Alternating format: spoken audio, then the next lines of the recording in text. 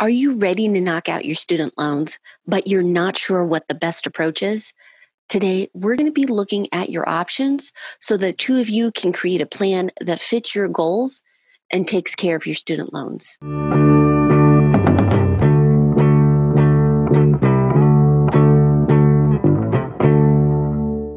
This month, we've been talking about how to tackle your financial goals, and paying off debt is usually top of that list.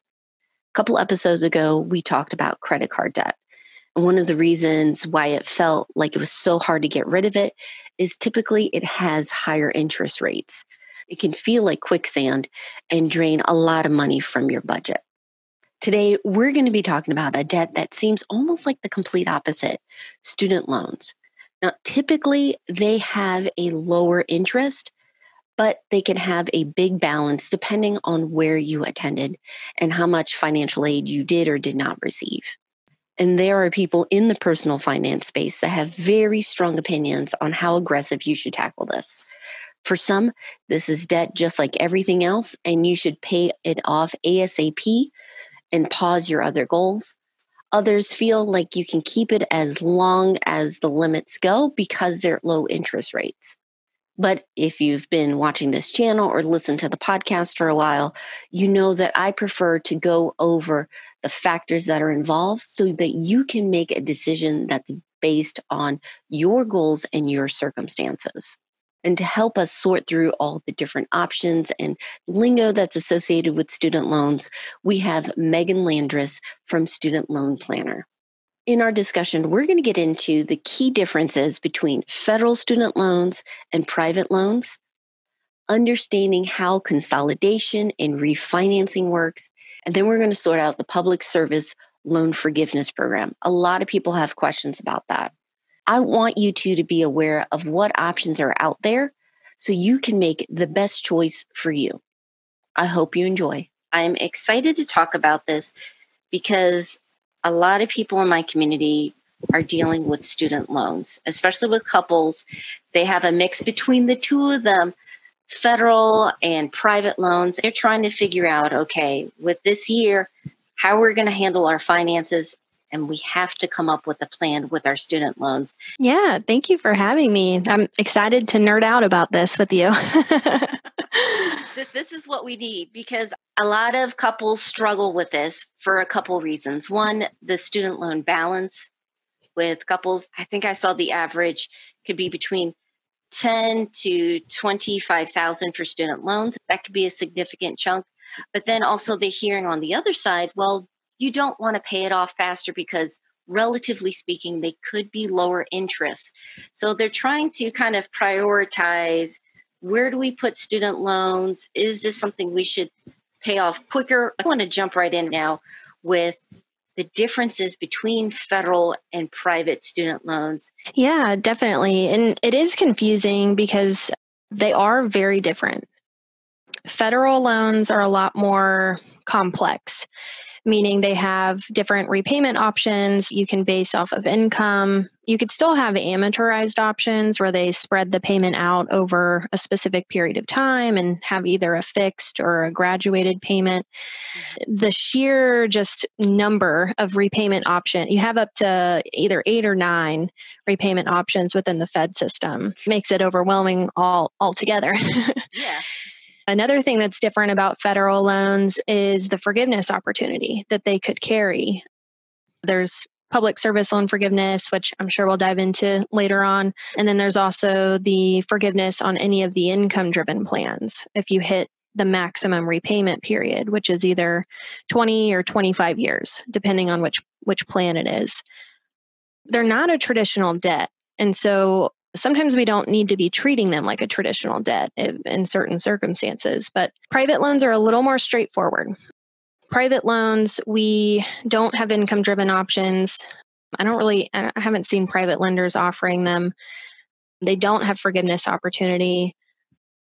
You pay based off of the terms you committed to. So the term or the time frame to pay them off, the interest rate, and the balance. And you're kind of stuck with that payment unless you were to refinance, which is to take that private loan to another private company and they offer you ideally a lower interest rate. You can kind of manipulate your terms from there. Private loans are a little more simple. Treat them like a traditional debt. Federal loans are a little interesting. And so they might take another pause to maybe decide how you need to treat them. Yeah. And I do want to talk a little bit about that because, like you said, because they're different, the way you approach it is going to be different. And that makes it a little more complicated because you're trying to figure out when we're prioritizing, one, paying off debt, where does that fit in? And two, if a couple has other goals, like down the line, buying a house, starting a business, starting a family, all of the above, like where does that fit in and what would be the best option? I think federal student loans, it depends on if we're taking an aggressive route with them or a passive route with them. If we're taking an aggressive route, that's where we are treating it like a debt. It's probably better to pay it off sooner rather than later, reduce that interest cost. So that's where refinancing could be really valuable because interest rates right now are really low. But maybe a pause there because right now interest rates on federal loans are 0%. Yeah. And so we have to make sure that we feel confident in that refinancing decision and we're not walking away from any flexibility or federal benefits that we could take advantage of. Generally, if we're taking a more aggressive route, paying it down sooner and is better.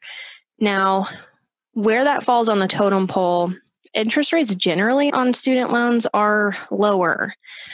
If you're issued a private loan going to school, you might find, the averages really range because it is based off of credit when you borrowed, but I've seen as low as 4% to as high as 12% for a private student loan. I think first and foremost, priority order of where that falls. If we have any credit card debt in the mix, we need to tackle that. That's likely going to have a much higher interest rate. Yeah. Yeah. So those numbers are, I've seen like past 20% in certain cases, Yeah, me too. Yeah. I think 29.99 is the most it can go, but my goodness, that's an expensive debt to carry. Yeah. So I would say tackle that first. I also like to suggest making sure your emergency fund is properly funded before slamming a ton of money into the student loans. I think if that interest rate is in that gray area or high, and I consider that to be anywhere above, 5 to 6%. That's when we kind of get in a gray area to where that's costing us quite a bit. We might want to look at accelerating that. I almost never like to suggest accelerating debt unless it's credit cards without also saving towards our future. I think there's a really healthy balance you can achieve there. If we can't get that debt refinanced and you're at 11%, you might want to definitely make sure there's nothing on your credit that's really negative, or maybe it's credit card debt that you have to pay down too. I think that could be a good route to go as far as priority order there. I love that you did talk about you have to consider so many different factors. I do appreciate sometimes when there is a step-by-step plan, but then the reality in life is, wait a minute, we have to reevaluate factors like what are our goals? What's the interest rate? What benefits? And like we mentioned, the difference between a federal and a private loan. I do want to talk to you about this because people hear this, consolidating their student loans and makes it easier for them, or refinancing. First of all, can you clarify the difference between the two? And then what are some considerations couples should take into account before making a decision? Yeah, I'm really glad you're bringing this up because I feel like those words get used interchangeably and they are very different things. So consolidation is combining your federal loans within the federal system. So we keep them federal. All we're doing is we're just simplifying. And pros to that is, one, it simplifies. Two, it can open up eligibility to different repayment options that maybe you didn't have previously. Some cons to consolidation that you want to make sure you know about are it does wipe away payment history. So if we are pursuing forgiveness in any fashion, you'd want to think about it before refinancing to see if it's worth erasing those years that you've had. Sometimes it makes sense, but other times it doesn't. And it doesn't, maybe a con, but not really a con, is it doesn't change your interest rate. It takes the weighted average of your existing interest rates and rounds up to the nearest 1/8%. It doesn't make it worse necessarily, but it definitely doesn't make it better. So, that's not going to improve your interest rate significantly. Refinancing, on the other hand, that's where we either already have private loans or we have federal loans and we're taking them to another private company. Okay. And we're essentially paying off the other loan with a private loan.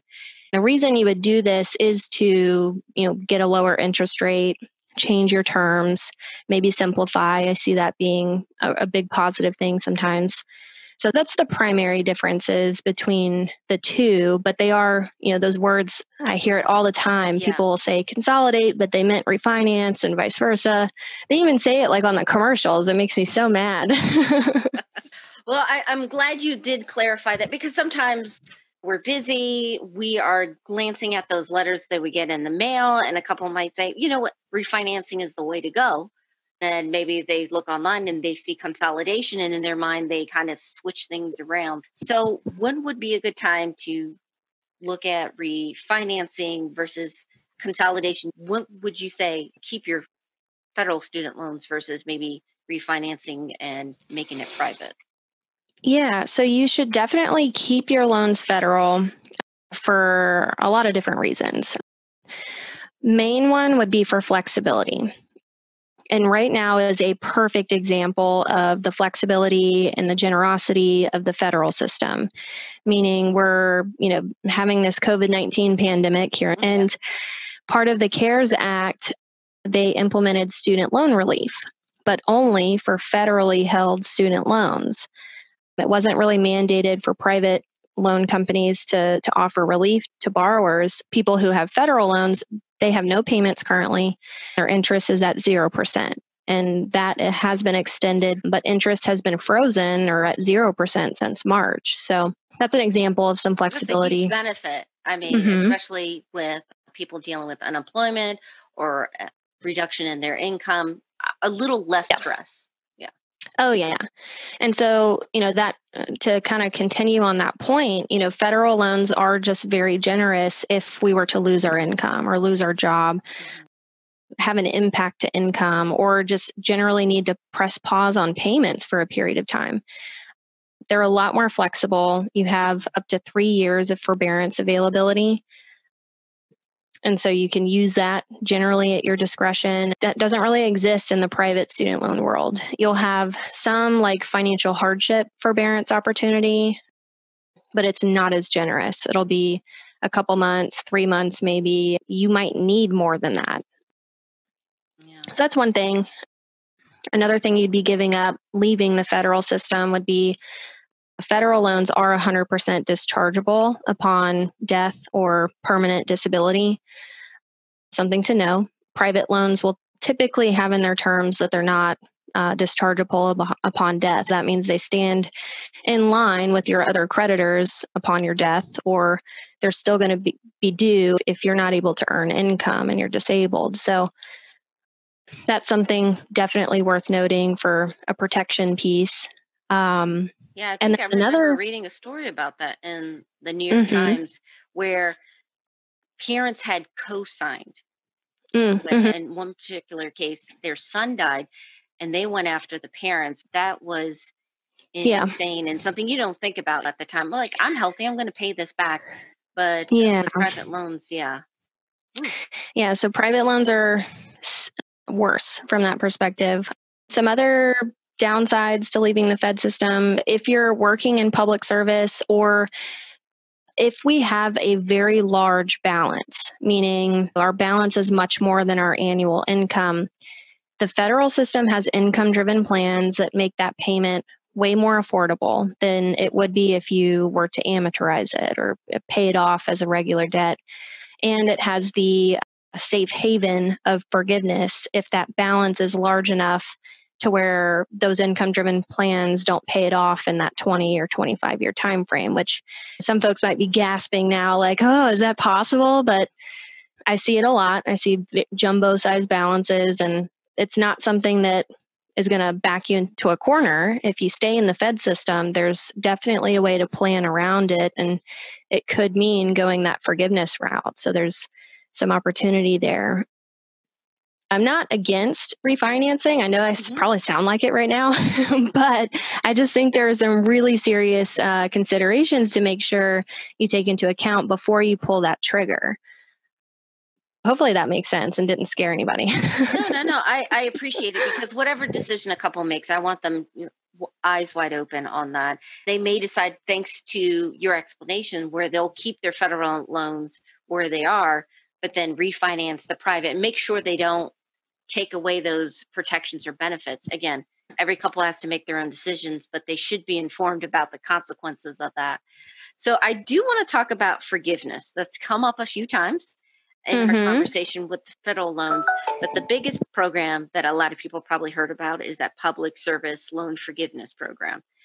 And Megan, I've seen some news stories where basically it says it's almost impossible to get it. People have had their files lost, all that progress.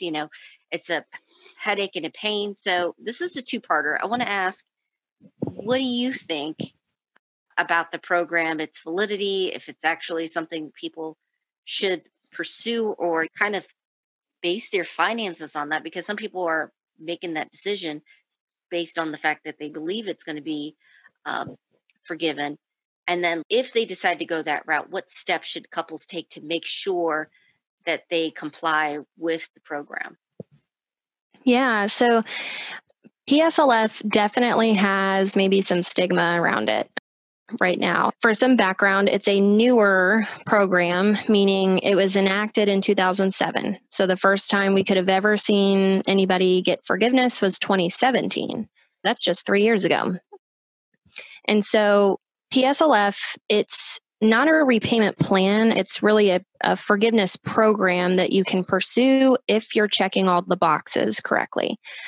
Just like anything, if you're trying to enter a contest, you have to follow the rules and submit your information correctly. So think about it in that way. The program itself, if we're doing our due diligence on our loan situation and we check those boxes, you are going to achieve that PSLF forgiveness. It's just a matter of keeping a pulse on that over time and making sure that we're doing our due diligence throughout our loan periods. Another big contributor, I think, to the stigma is, I think, bad data, honestly. I'm convinced there's certain topics that they just know they're going to get a lot of attention on. One of the biggest articles, and you probably heard of this one, but it was 99% of PSLF applicants were denied. I saw that. And yeah, I feel like everybody saw it, even if they didn't have student loans. This article was, of course, horrifying if that was something you were pursuing. But if you break apart the math, literally in that article, you can really start to identify what went wrong or why that number happened.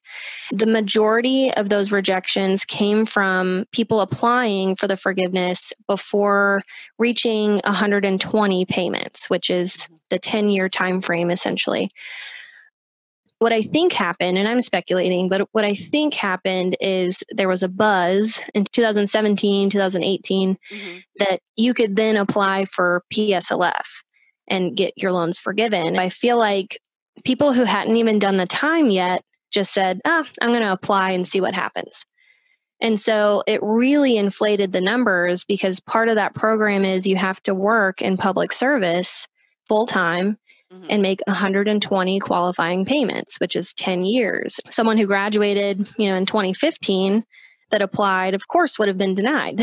And so I feel like they should have taken that data out. Other factors we can talk about with the qualifications, but I think that's where the majority of some of the bad data comes from, honestly. Yeah, I think that's interesting. I do want to talk to you a little bit about going through the checklist. This is definitely a case of keep good records. You have to have on your end some kind of record of the payments in the history. But could you kind of go through high level steps for the program? Yeah. So, and I think it's really simple. So there are 5 requirements, which sounds like a lot, but it's not that much. The first is the most obvious. We have to be working in public service for this forgiveness program. That's any government entity, that's any nonprofit or 501c3. As long as they're tax exempt, they should qualify for this program. Second requirement is we have to work full time for that entity. And so they determine that as 30 hours on average or more, unless the employer has a different definition. So if your employer says full time is 40 hours, then you need to be working 40 hours on average per week. Okay. These 2 things are verified on an employer certification form. It's really simple to, double check that your employer qualifies from the get-go. So it's not a shocker if they do or don't. You can simply Google this, just the PSLF employer certification form, and you'll find it. Third requirement is you have to have the correct type of loans. This is where you want to look at your loan file. It's only for federal loans, and it's only for direct loans. So as long as your loan code or what it says on your statement says direct somewhere in it, you should be good. Fourth requirement is we have to be paying on an income-driven plan. There's 4 options you could potentially have for an income-driven plan. If we're going towards forgiveness, we want to pay as little as possible to maximize the forgiveness. So you choose one of the lower plans, which could be either revised pay as you earn, pay as you earn. Those are both 10% of your discretionary income. The last requirement is just making 120 qualifying monthly payments. And so a qualifying payment is one where all 4 of those previous things I mentioned exist at the same time. One misconception is your employment has to be with the same employer. It doesn't. You can go from, one public service entity to another, just file another employment certification form. Another misconception is if you miss a payment or if you skip a year in service, that you lose all your payment history. And that's not true either. If you do have a break in service or you go private practice and then come back to public service, payments when you were in private practice don't count, but they pick back up where they left off if you go back into public service. Those are the 5 requirements and some of the technicalities maybe to elaborate on. Thank you. I appreciate this, Megan. I know we've only scratched the surface, but just clarifying terms and kind of taking step by step, especially with the public service loan forgiveness. This is definitely going to help out a lot of people. If anyone wants to learn more about student loans and kind of get a plan for it and they want to work with you, what's the best way they can reach out to you? Yeah, so to reach out to me, I consult with a company called Student Loan Planner. You'll find our website, and our blogs are a wealth of information on any student loan topic you could think of. If you have questions about some of the terms we talked about today, maybe check out our blog. We have a podcast as well. If it's something where you wanted a customized plan, you can schedule a consult with us, and I consult specifically Mondays and Wednesdays, but you can always request me if you'd like. The rest of our team is lovely as well. They're as big of a student loan nerd as myself, so you'll be taken care of.